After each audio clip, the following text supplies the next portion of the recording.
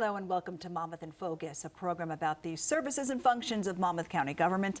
I'm Cynthia Scott, your host of Monmouth in Focus. And today we are joined by Freeholder Jerry Scharfenberger, the liaison to the Division of Weights and Measures, to discuss the importance of consumer protection. Thanks so much for joining us, Freeholder. Thank you for having me. Always great to see you here on Monmouth in Focus. So today we are talking about a subject that not many people know about. Right. Rather difficult to, I guess, decipher through, not for you. Right. But a real important issue out there, weights and measures. What exactly is the Weights and Measures Department? Well, it's one of those departments that it's not very visible, so people don't think about it a lot. You know, road department and parks, very visible, and people utilize it and see it. But Weights and Measures are one of those offices that affect everyone, whether they know it or not. And if it wasn't there, you would notice it in a big way. And it measures and makes sure of the accuracy of all measuring devices throughout the state. For instance, if you go into a gas station and get a gallon of gas, are you really getting a gallon, or is it a little bit off? Certainly going to buy cold cuts in a supermarket, those scales. Going into a pharmacy, counting pills within a prescription. All of these things come under the heading of weights and measures. So each one of these measuring devices has to be measured at least once a year by law throughout the county, and that's what Weights and Measures spends their year doing. Okay, so it's countywide. The municipalities don't have their own weights and measures. It's just a countywide Exactly, initiative, correct? and it's overseen by the state Office of Weights and Measures. Gotcha. So how does the division actually conduct these inspections? Well, they'll go randomly. They'll go to gas stations. They'll go to laundromats to make sure that the washing machines and the dryers are timed correctly.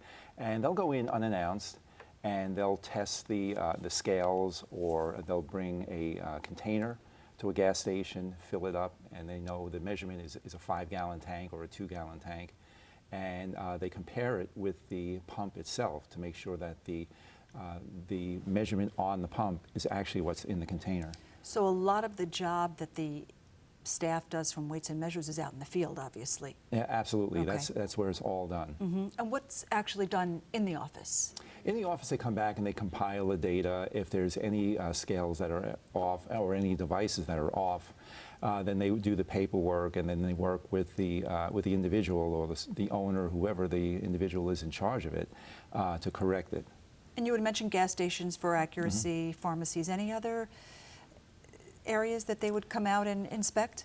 Pharmacies, laundromats, air pumps at gas stations to make sure the timing is correct. If you put in 4 quarters, to make sure you're getting 2 minutes worth of service there. That's pretty much what it is. Anything that has a measurable device and dealing with the public as far as sales and quantity to make sure that the quantities are accurate. Interesting. Do you get a lot of phone calls to the office from residents saying, I bought a bag of grapes and I think that the measurement or the weight was off? Occasionally you do, but most times it's caught by the officials that we send out. And when I say caught, most of it is unintentional. Right. You know, these machines are like anything, that they need to be calibrated and reset and everything. So that's really what they want to keep on top of. Sure. Most people, the good news is most business people and most businesses are very, very honest and really want to do the right thing. So they're very cooperative. We have a good relationship with all of the businesses that we deal with. And they basically just have to rectify the situation, like you said, tuning up a piano. Exactly, exactly. So, things need to be recalibrated and reset over time. And in fact, we just got May's reports, so they had 161 inspections in May alone. And out of that, they found about 12 that needed to be rectified. Which is actually pretty good, I would think. Right, that's not a bad percentage, but you really want to keep on top of it. And during the summer months, they're out with the marinas. There's a lot of activity there. So they really want to make sure that that is as accurate as possible with the influx of people and vacationers down here. And what exactly are they doing at the marinas? Well, they'll go unannounced, and they'll go to a pump, and then they'll fill up a container, and they'll make sure that the measurements are right, and they will compare it to whatever digital scale is on the viewfinder there, and to make sure that it lines up. Okay. And currently, what's the division working on? I know they're busy during the summer, like you said, at the marinas. Well, they're doing a variety of things. They do the supermarkets and delis around, certainly the pharmacies they do year-round.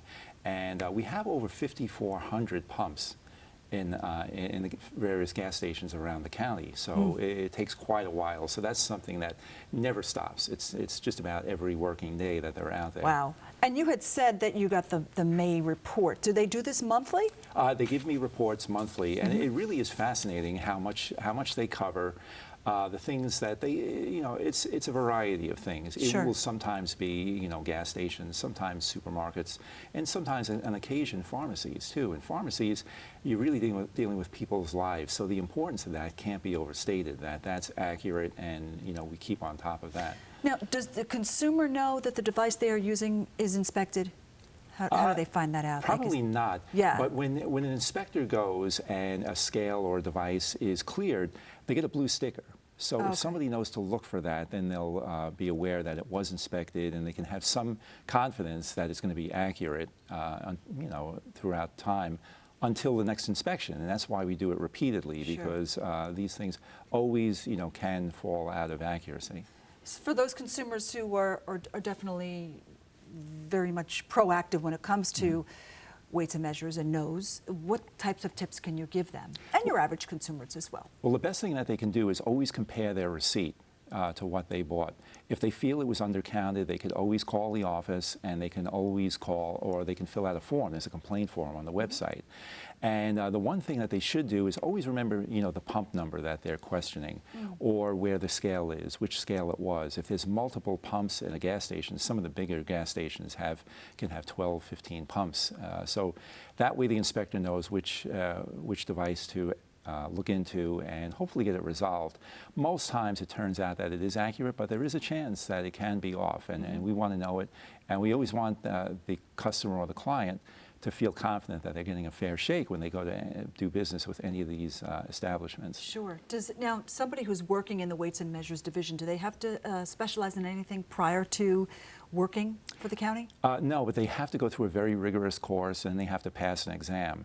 So they are trained, fully trained, and we have very, very senior management there who are really, take people under their wing when they first come on, and they really have a great system, a great staff. You can't say enough good about them. And they really take it seriously. They really want to do the right thing and make sure everybody's protected. So that's something to feel good about. Absolutely. Some really interesting information there, Freeholder, that I think the viewers would actually really be interested in listening to as well. It certainly is. Yes. Yeah. All right. Thank you so much for joining us, Freeholder. Always great to have you here on Monmouth in Focus. Thank you. And that is all the time we have for this segment of Monmouth in Focus. Of course, for more information, go to www.visitmonmouth.com. I'm Cynthia Scott.